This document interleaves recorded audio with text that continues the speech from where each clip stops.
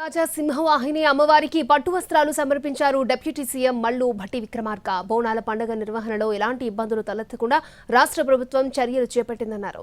శాంతి భద్రతలకు ఎలాంటి విఘాతం కలగకుండా కాంగ్రెస్ ప్రభుత్వం చర్యలు తీసుకుంటుందన్నారు భట్టి.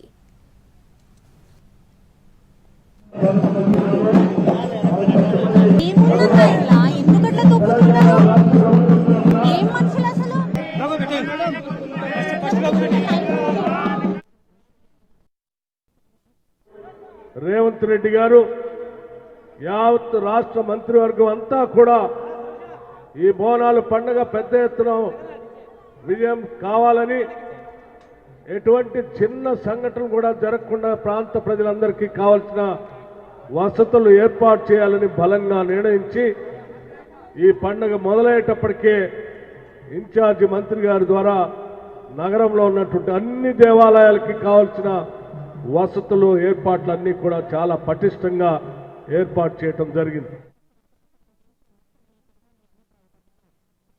యావత్ తెలంగాణ మంచి నిండుగా సమృద్ధిగా వర్షాలు పడాలని, ప్రజలంతా సుఖ సంతోషాలతో ఉండాలని ఆ అమ్మవారిని కొలుచుకునే ఈ పండుగ బోనాల పండుగ హైదరాబాద్ సాంప్రదాయానికి సంస్కృతికి ప్రతిబింబించే ఈ పండుగలో హైదరాబాద్ ప్రజలు మొత్తం యావత్ తెలంగాణ ప్రజలకు వేదికగా మారి ఈ కార్యక్రమం విజయవంతం కావడానికి ప్రతి ఒక్కరు కూడా సహకరించిండ్రు.